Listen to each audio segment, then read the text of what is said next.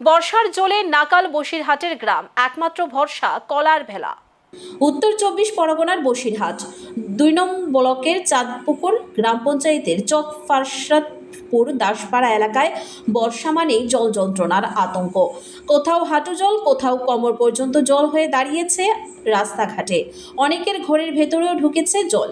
গ্রামের ছেলে মেয়েরা স্কুলে যেতে পারছে না, জরুরি প্রয়োজনে বাইরে বেরিয়ে কাজ করতে পারছে না। জলে আটকে থাকা মানুষজন একমাত্র ভরসা এখন কলার ভেলা। ভেলায় করেই কেউ বাজার করছে, কেউ স্কুলে যাচ্ছে, আবার কেউ পোষ্য প্রাণী নিয়ে পার হচ্ছে অন্য ঘরে।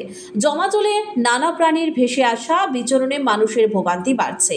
রাতে ঘুমের মধ্যেও ভিজে বিছানার সমস্যার সঙ্গে বাড়ছে নানা সংক্রমণের ঝুঁকি। পানীয় জল থেকে শুরু করে খাবার রক্ষা করাও কঠিন হয়ে দাঁড়িয়েছে। বয়স্ক ও শিশুদের নিয়ে দুশ্চিন্তায় দিন কাটাচ্ছেন এলাকার মানুষ। একইভাবে ঘরের মধ্যে দেখা মিলেছে বিষধর সাপের উপদ্রব। স্থানীয়দের অভিযোগ, প্রতি বছর বর্ষায় একই ছবি দেখতে হলেও কোনো স্থায়ী পদক্ষেপ নেওয়া হয় না। জল বের করার জন্য পর্যাপ্ত ড্রেন নেই, যেটুকু ড্রেন আছে তাও অবৈধ দখল করে বেহাল অবস্থায় বন্ধ হয়ে থাকে। গ্রামবাসীরা অবিলম্বে জল নিকাশের স্থায়ী সমাধান চেয়েছেন।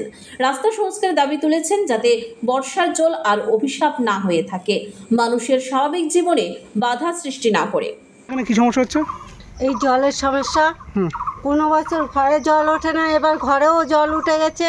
আমরা ভয়তে বাস করছি না, আমাদের খাওয়া আছে না, ঘুম আছে না, কাজকর্ম আছে, কিচ্ছু নেই। আমাদের সব শেষ হয়ে গেছে এই জলের জন্য। ভেলা কেন?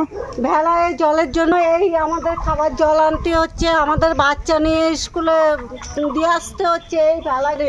তারপরে হচ্ছে ভেলায় করে বাচ্চারা আসতে চাচ্ছে না, পড়ে যাওয়ার ভয়তে ওই ধরে ভিজে। এই দেখুন কি অবস্থা আমাদের।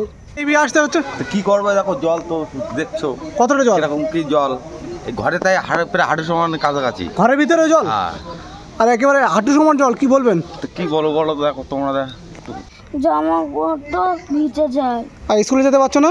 না, কি স্কুলে যাচ্ছ? ফেলাই তোলে। আচ্ছা, তোমাদের ঘরে কি সাপ উঠছে? হ্যাঁ।